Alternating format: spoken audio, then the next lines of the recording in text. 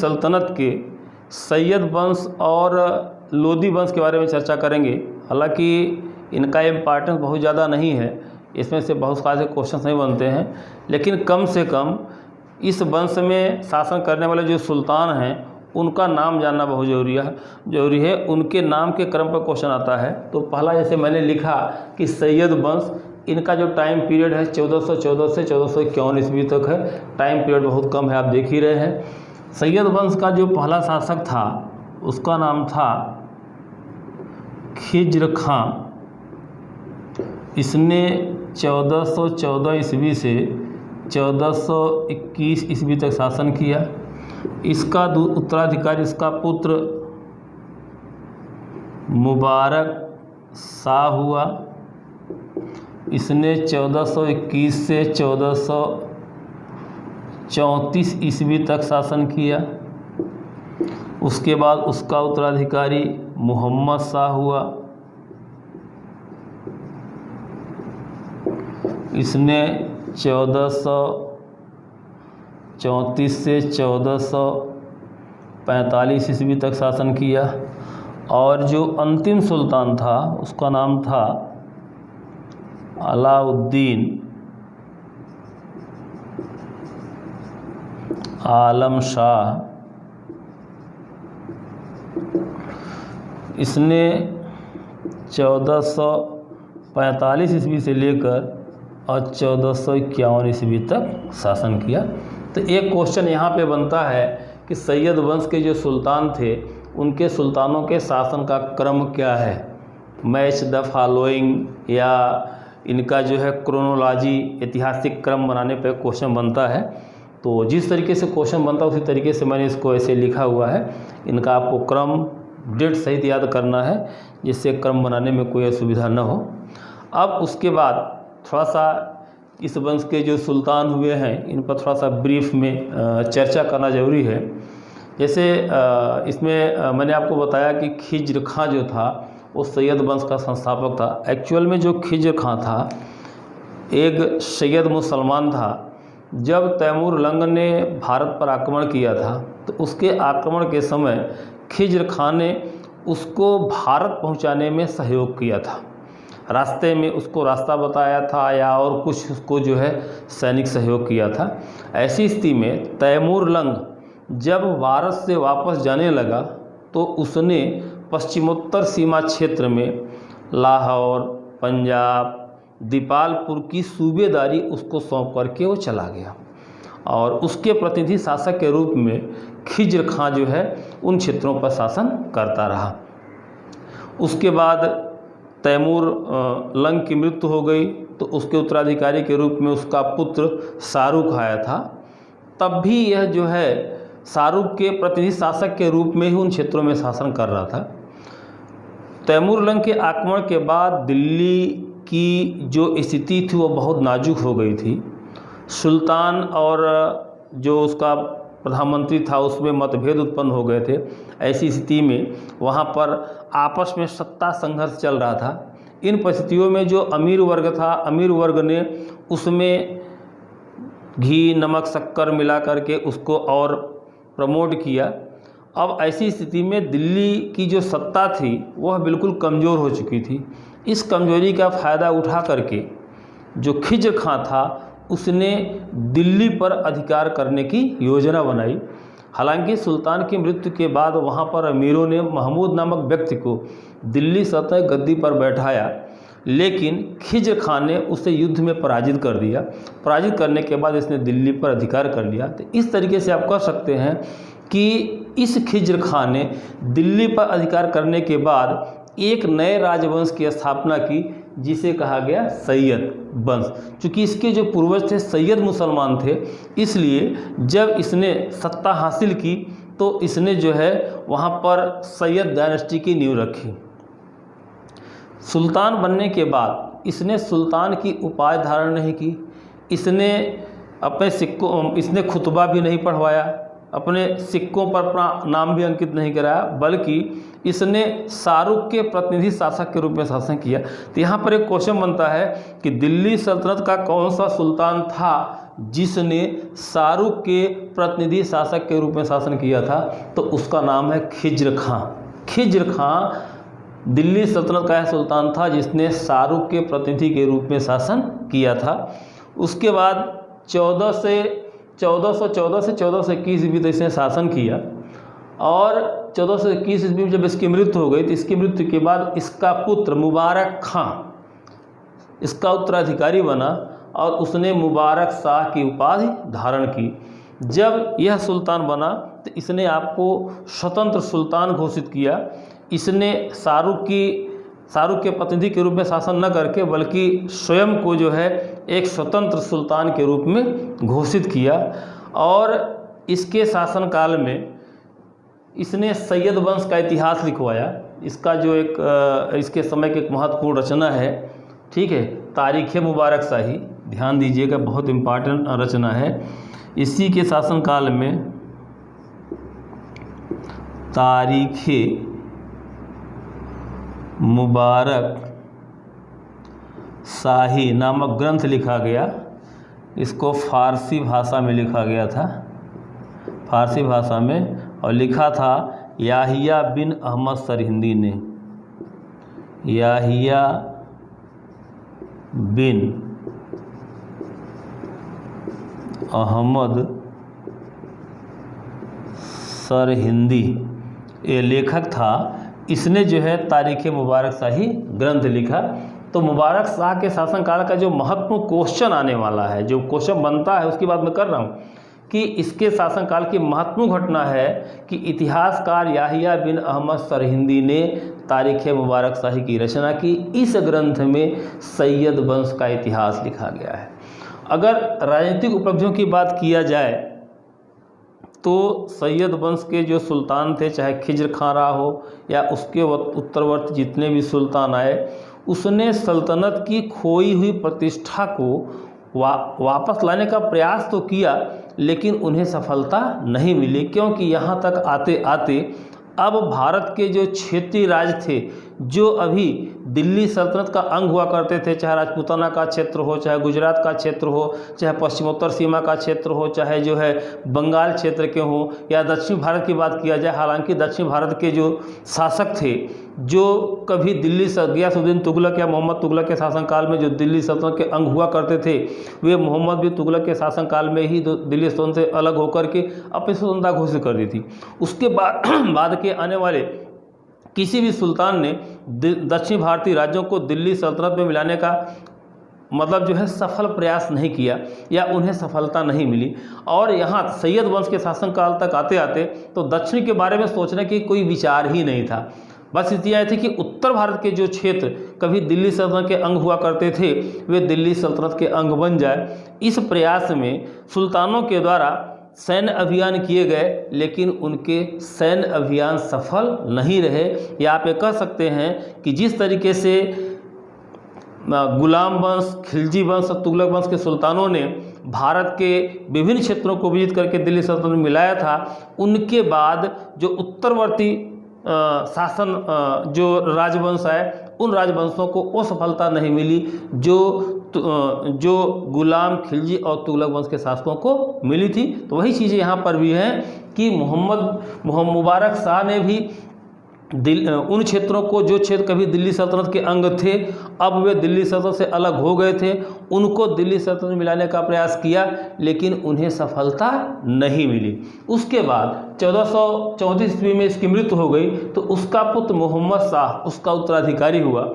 मोहम्मद शाह के समय की जो महत्वपूर्ण घटना है वो ये है कि इसके शासनकाल में जौनपुर, मैंने बताया था कि फिरोज शाह तुगलक के शासनकाल में जौनपुर एक स्वतंत्र राज्य के रूप में स्थापित हुआ था, जहां पर सरकी वंश की स्थापना हुई थी।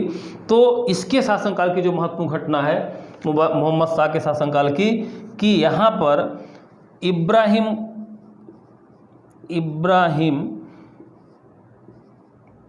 शाह शर्की ने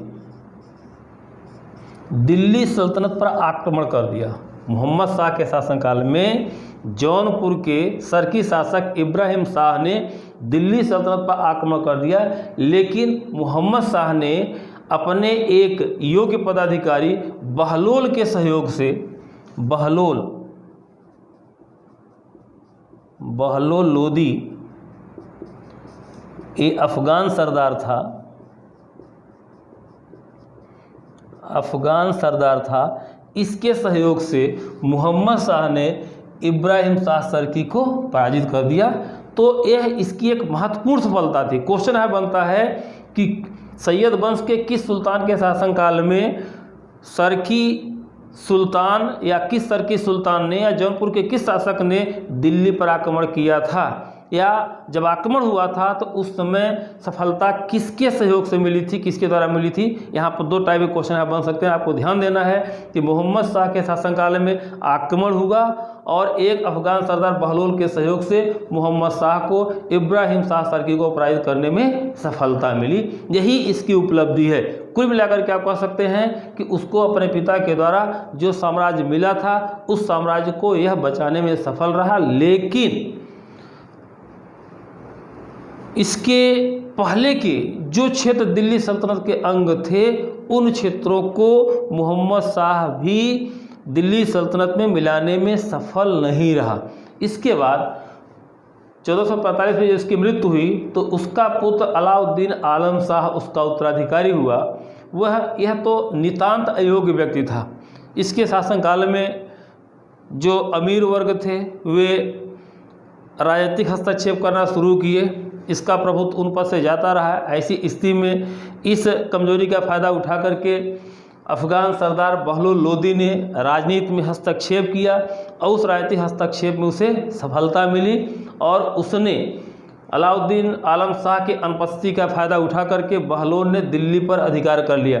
जब बहलोल ने दिल्ली पर अधिकार किया उस समय अलाउद्दीन आलम शाह बदायूं में ठहरा हुआ था। बाद में बहलोल ने अलाउद्दीन आलम शाह को दिल्ली बुलाने का प्रयास किया, लेकिन अलाउद्दीन आलम शाह ने यह कह करके मना कर दिया कि आपको उसके पिता ने पुत्र की संज्ञा दी थी, इसलिए आप उसके भाई समान हैं। शासन चाहे आप करें चाहे मैं करूं, इसलिए मैं बदायूं में खुश हूं, आप दिल्ली की सत्ता संभालिए। ऐसी स्थिति में अलाउद्दीन के शासनकाल में बहलोल लोदी ने दिल्ली की सत्ता का अपहरण करके एक नए राजवंश की स्थापना कर दिया जिसे लोदी वंश कहा गया। तो सैयद वंश के शासकों का यही उपलब्धि है और यहीं पे क्वेश्चन बनते हैं। इस बात को आपको पूरे वीडियो को देख करके ध्यान देखिएगा। और इसी के पैरेलल हम लोग जो है लोदी वंश देख लेते हैं, क्योंकि लोदी वंश से भी लगभग जो है इसी प्रकार का जो है क्वेश्चन बनता है। तो पहले हम लोग जो है लोदी वंश लिख लेते हैं। लोदी वंश का जो शासनकाल है 1451 से 1526 ईस्वी। इसे जो है लोदी डायनेस्टी कहा जाता है। लोदी वंश का पहला जो शासक था वो था बहलोल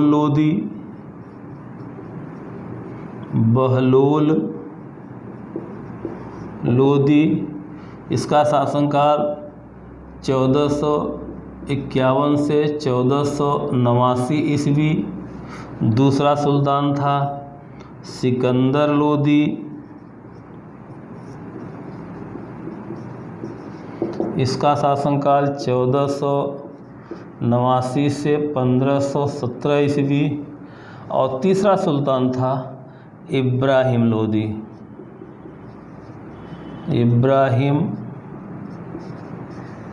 लोदी जो 1517 ईस्वी से 1526 ईस्वी तक शासन किया। तो ये इनका एक क्रोनोलॉजी है, इनका ऐतिहासिक क्रम है। ये चीज़ महत्वपूर्ण है, इसको पहले याद करना है। दूसरा, इसमें से जो क्वेश्चन निकल करके आते हैं, लोदी जो थे, जैसे मैंने भी बताया कि बहलोल एक अफ़गान था। जो लोदी वंश के शासक थे वो क्या थे? वे अफ़गानी थे। तो इसने जो है भारत में, क्वेश्चन आता है कि भारत में प्रथम अफ़गान राज्य का संस्थापक कौन था? इसका उत्तर है बहलोल लोदी। बहलोल लोदी ने भारत में प्रथम अफगान राज्य की स्थापना की। अब इसके विषय में थोड़ा सा दूसरा, जैसे इसके पहले आपने देखा था कि मोहम्मद शाह, सैयद वंश के शासक मोहम्मद शाह के शासनकाल में जब इब्राहिम शाह सरकी ने दिल्ली पर आक्रमण किया तो बहलोल के सहयोग से मोहम्मद शाह ने इब्राहिम शाह सरकी को पराजित कर दिया। अब जब बहलोल सुल्तान बना तो उसके शासनकाल में इब्राहिम शाह सरकी का उत्तराधिकारी, उसका लड़का मोहम्मद शाह सरकी ने एक बार पुनः दिल्ली पर आक्रमण किया। इस बार जब उसने आक्रमण किया तो बहलोल लोदी ने मोहम्मद शाह सरकी को पराजित कर दिया और जौनपुर को दिल्ली सल्तनत में मिला लिया। बहुत इंपॉर्टेंट क्वेश्चन है। क्वेश्चन पूछा आता है कि दिल्ली सल्तनत के किस सुल्तान ने जौनपुर राज्य को दिल्ली सल्तनत में पुनः मिला लिया। या दूसरा क्वेश्चन पूछा जाता है बहलोल लोदी की सबसे महत्वपूर्ण सफलता क्या थी। तो बहलोल लोदी की सबसे महत्वपूर्ण सफलता ये थी कि उसने जौनपुर राज्य को दिल्ली सल्तनत में मिलाया। दूसरा क्वेश्चन, पहला क्वेश्चन मैंने आपको यहाँ बता दिया, एक क्वेश्चन बनता है। दूसरा इसमें है कि बहलोल लोदी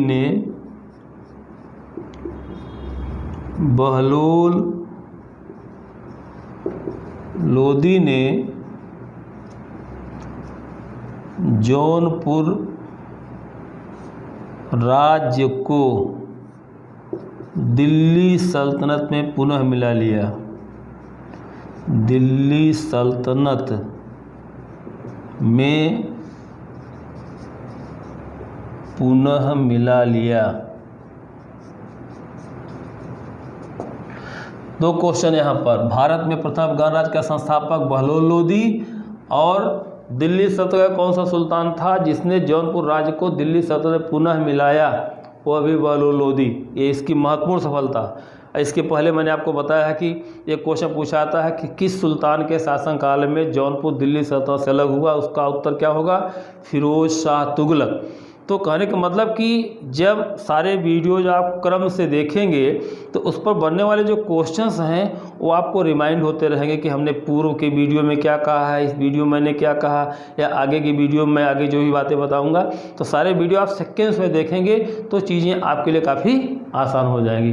तो इस तरीके से बहलोल लोदी की ये महत्वपूर्ण सफलता ये थी। बहलोल लोदी ने भी वही काम कि दिल्ली सल्तनत की जो प्रतिष्ठा थी, दिल्ली सल्तनत के जो क्षेत्र थे, जो क्षेत्र दिल्ली सल्तनत से अलग हो चुके थे, दिल्ली सल्तनत के सुल्तानों ने उन क्षेत्रों को दिल्ली सल्तनत को में मिलाने का प्रयास किया, जैसे कि बहलोल ने किया। जौनपुर भी पहले दिल्ली सल्तनत का अंग ही था, लेकिन इसने जो है प्रयास किया और जौनपुर राज्य को दिल्ली सल्तनत में मिला लिया। इसके साथ ही इसने अन्य क्षेत्रों पर भी सैनिक अभियान किया, लेकिन इसे आंशिक सफलता ही मिल पाई और 1489 ईस्वी में इसकी मृत्यु हो गई। इसकी मृत्यु के बाद एक चीज़ यहाँ पर और ध्यान देना है कि बहलोल लोदी की एक और फीचर यहाँ पर बहुत इंपॉर्टेंट, उसको डिस्कस करना कि बहलोल लोदी चूँकि अफ़गान था और इसने अफ़गानों के सहयोग से ही सत्ता प्राप्त किया था। ऐसी स्थिति में जब वह सुल्तान बना, सुल्तान बनने के बाद वह कभी सिंहासन पर नहीं बैठा। एक महत्वपूर्ण पॉइंट यहाँ पे आपको फोकस करना पड़ेगा कि बहलोल लोदी ऐसा सुल्तान था जो सुल्तान होने के बावजूद भी कभी सिंहासन पर नहीं बैठा। वह अपने अफ़गान साथियों के साथ कालीन बिछा करके पैरेलल उनके बैठता था। ऐसा नहीं था कि उसका सिंहासन ऊंचा हो। कहने का मतलब कि उसने अपने शासनकाल में अफ़गानों के साथ भाईचारे की नीति का पालन किया और सभी अफ़गानों को सत्ता में भागीदार बनाया और उन्हीं के सहयोग से उसने शासन किया। तो वह अफ़गानों को बहुत इम्पार्टेंस देता था, बहुत महत्व देता था और सारे अफ़गान उसकी बहुत इज्जत भी करते थे, उसका सम्मान भी करते थे और उसकी बात को मानते थे। इसी का परिणाम था कि बहलोल के समय में दिल्ली सल्तनत की प्रतिष्ठा में एक बार थोड़ा सा वृद्धि जरूर हुई थी। जब उसकी मृत्यु हो गई तो उसकी मृत्यु के बाद उसका पुत्र सिकंदर लोदी सुल्तान बना। हालांकि सुल्तान बनने के बाद सिकंदर लोदी विधिवत सिंहासन पर बैठा, लेकिन अपने पिता के द्वारा स्थापित जो नीति थी कि अफ़गानों के साथ समानता का व्यवहार किया, उस नीति का इसने अक्षरशः पालन किया। परिणाम में हुआ कि इसके शासनकाल में भी उसे अफ़गानों का पूर्ण सहयोग मिला, और अफ़गानों का जब सहयोग मिला तो ऐसी स्थिति में सिकंदर लोदी के शासनकाल में दिल्ली सल्तनत में का राजनीतिक विस्तार हुआ, और उसके वे क्षेत्र जो दिल्ली सल्तनत से अलग हो गए थे उनमें से कई क्षेत्रों को सिकंदर लोदी ने दिल्ली सल्तनत में मिलाया। सिकंदर लोदी की जो सबसे महत्वपूर्ण सफलता थी वो थी राजपूताना राज्य को विजित करना। सिकंदर लोदी राजपूताना राज्य के क्षेत्रों को दिल्ली सल्तनत में मिलाने के लिए उसने दिल्ली और राजस्थान के बीच आगरा पड़ता था, उसने आगरा शहर की स्थापना की। सिकंदर लोदी ने 1504 ईस्वी में आगरा शहर की स्थापना की और इसे राजधानी बनाया, और यहाँ पर एक सिंहगढ़ किले का इसने निर्माण कराया, और इस किले की सहायता से इसने राजपूताना के कई राजपूत राज्यों पर आक्रमण किया और उन्हें दिल्ली सल्तनत में मिलाया। एक क्वेश्चन पूछाता है कि आगरा शहर की स्थापना किसने की, तो सिकंदर लोदी ने आगरा शहर की स्थापना की। दूसरा क्वेश्चन बन सकता है, कथन और कारण के रूप में आ सकता है कि सिकंदर लोदी ने आगरा शहर की स्थापना क्यों की, या उसका उद्देश्य क्या था। तो उसके उद्देश्य में आपको यहाँ ध्यान देना पड़ेगा। उसका लक्ष्य था कि राजपूताना के जो राजपूत राज्य थे, जो कभी दिल्ली सल्तनत के अंग थे, वे अब दिल्ली सल्तनत से अलग हो गए हैं, तो उन राजपूताना के राज्यों को दिल्ली सल्तनत में मिलाने के लिए ही उसने दिल्ली और राजस्थान के बीच एक नया शहर बनाया और उसे राजधानी के रूप में विकसित किया। वहाँ पर उसने एक किले का भी निर्माण कराया। फिर वहीं पर रह करके उसने राजपूताना के विभिन्न क्षेत्रों पर आक्रमण किया और उन्हें दिल्ली सल्तनत में मिलाया। ये सिकंदर लोदी की उपलब्धियाँ है। इसके साथ साथ सिकंदर लोदी की अगर और देखा जाए तो लोदी वंश के जितने भी सुल्तान थे, बहलोल लोदी, सिकंदर लोदी या इसके बाद का जो इब्राहिम लोदी, इन तीनों सुल्तानों में सिकंदर लोदी सबसे योग्य व्यक्ति था, और इसने अपने शासनकाल में दिल्ली सल्तनत का विस्तार किया। इसने राजपूताना को मिलाया।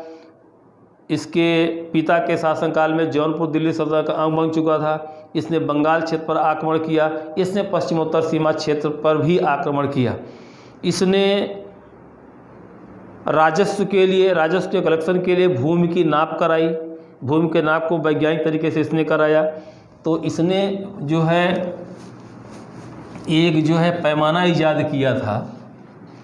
सिकंदर लोदी ने गजे सिकंदरी, भूमि की नाप के लिए इसने पैमाना बनवाया। इसे कहा गया गजे सिकंदरी।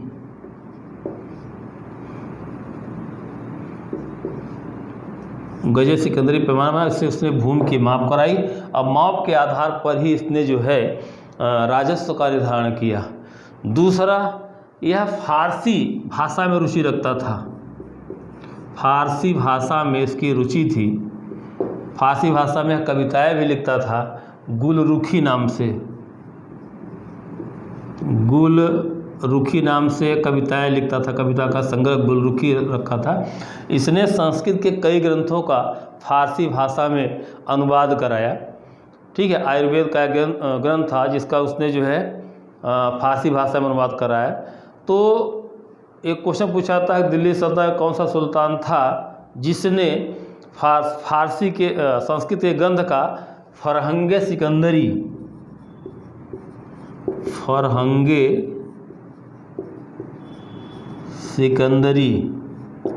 ये आयुर्वेद का ग्रंथ था। आयुर्वेद का संस्कृत भाषा ग्रंथ था। इसने फरहंगे सिकंदरी नाम से फारसी भाषा में इसका अनुवाद कराया। फारसी भाषा में फरहंगे सिकंदरी नाम से अनुवाद कराया। इस तरीके से इसने फारसी भाषा को प्रोत्साहन दिया और उसको प्रोत्साहन दे करके उसमें उसने जो फारसी कवि थे उनको संरक्षण भी दिया। तो एक क्वेश्चन पूछा जाता है, इसको आपको ध्यान देना पड़ेगा कि फरंगे सिकंदरी क्या था। आयुर्वेद का एक ग्रंथ था जो फारसी भाषा में लिखा गया था। सिकंदर लोदी ने इसका संस्कृत से फारसी में अनुवाद कराया था। गुलरुखी नाम से यह फारसी में कविताएं लिखा करता था। तो यह इसके साहित्य प्रेम को दर्शाता है। एक और महत्वपूर्ण जो घटना हुई, इसके शासनकाल में अष्टकोणीय, इसके शासनकाल में अष्टकोणीय मकबरे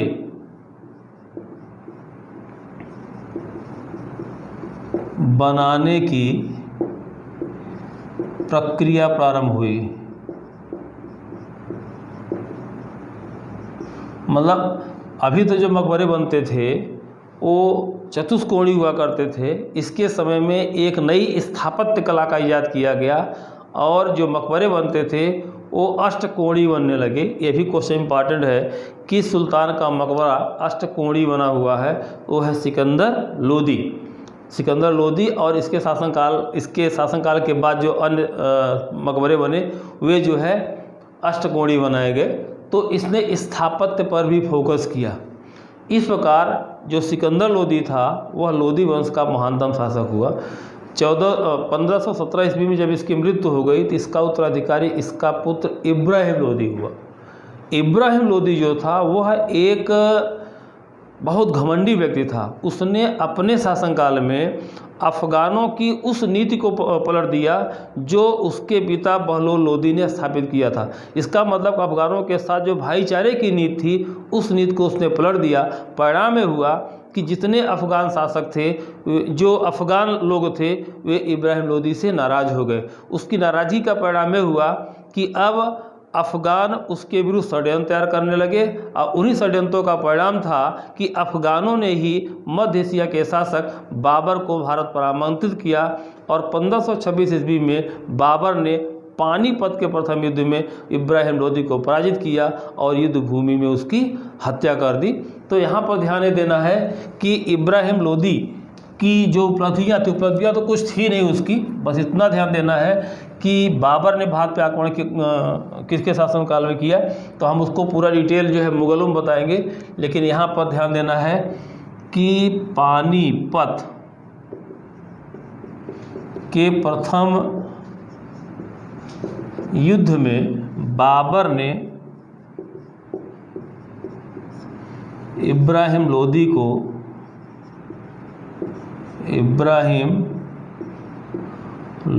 को पराजित किया और युद्ध भूमि में उसकी हत्या कर दी। युद्ध भूमि में उसकी हत्या कर दी। एक इम्पॉर्टेंट क्वेश्चन बनता है। दूसरा हम इब्राहिम लोदी के बारे में बता दें। जैसे इसका जो व्यक्तित्व था बहुत घमंडी व्यक्ति था। परिणाम में हुआ कि इसने अफ़गानों को मान सम्मान देना भूल गया। अफ़गान इससे नाराज़ हो गए। अफ़गानों की नाराज़गी का परिणाम यह था कि अफ़गान इसके विरुद्ध षड्यंत्र करने लगे। इसका चाचा था दौलत खान लोदी, जो पंजाब का सूबेदार था। वह स्वयं सुल्तान बनना चाहता था, इसलिए उसने इसके विरुद्ध षड्यंत्र तैयार किया। षड्यंत्र तैयार करके उसने मध्य एशिया के शासक बाबर को भारत पर आक्रमण करने के लिए आमंत्रित किया। उसी के बुलावे पर बाबर भारत आया। उसने दिल्ली पर आक्रमण किया। दिल्ली पर आक्रमण करने के बाद उसने इब्राहिम लोदी को युद्ध में पराजित कर दिया और उसके बाद उसने भारत में मुग़ल वंश की नींव रखी। तो मुग़ल वंश की नींव कैसे रखी, किस पैसे रखी, तो हम लोग पूरा मुग़ल में चर्चा करेंगे। ये दिल्ली सल्तनत का अंतिम सुल्तान था और इसके बाद दिल्ली सल्तनत यहाँ पे समाप्त हो गया। ध्यान देना है कि अब इसके बाद दिल्ली सल्तनत पर हमें जो उसका एडमिनिस्ट्रेशन था उस पर एक वीडियो बनाना है। तो आगे के वीडियो में हम दिल्ली सल्तनत के प्रशासन या वहाँ उसके एडमिनिस्ट्रेशन पर एक वीडियो बनाएंगे। तब तक के लिए धन्यवाद।